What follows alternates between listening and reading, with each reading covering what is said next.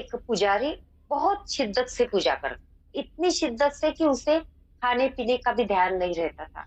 अपनी family members का भी ध्यान नहीं रहता, इतनी पूजा करता था। एक बार उस गाँव में बहुत बाढ़ आ गई, तो पानी पूरे गाँव में फैल गया। सारे गाँव के लोग वो गाँव छोड़कर जाने के लिए तैयार हो गए, मतलब जाने लगे। अब उसकी पत्नी आई पुजारी की कि भई सब लोग तो गाँव छोड़ रहे हैं, ये गाँव तो पानी में डूब रहा है, तो तुम भी चलो, हम भी सब लोग चलेंगे। वो पुजारी बोला कि नहीं, आपको जाना है तो जाओ, मेरा भगवान मुझे बचाएगा।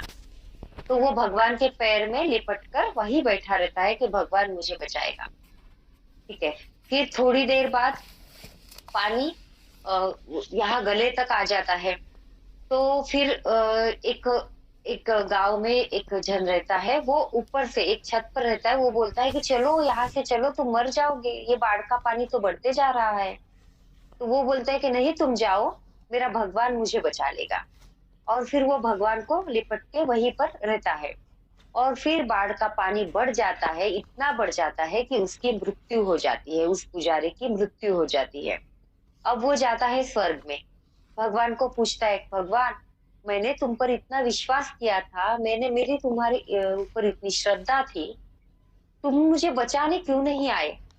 तो भगवान बोलते हैं कि मैं तुम्हें 2 बार बचाने आया था, एक बार तुम्हारी पत्नी के रूप में और एक बार मैं उस छत पर जो वो आदमी था उसके रूप में, कि तुम यहाँ से चलो, ये गाँव बाढ़ में डूबने जा रहा है। लेकिन तुम्हें तुम्हें तुम्हें ल तुम्हें तुमने ही अपनी मदद नहीं की, तो मैं तुम्हारी कैसे मदद करूँगा? मैं तो आया था, तुमने देखा नहीं। तो इसलिए पहले अपनी पहले हमें करना होगा, हमें प्रयास करना होगा, तभी यूनिवर्स भी कुछ कर पाएगा, ये ब्रह्मांड भी कुछ कर पाएगा। इसीलिए मैं हमेशा बोलती हूँ कि चमत्कार होते नहीं है, चमत्कार करने पड़ते हैं। हमें खुद करने होते हैं, तब जाके चमत्कार हमारी लाइफ में आते हैं।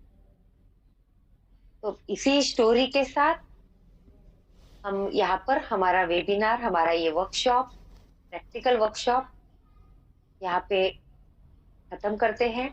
आशा है आप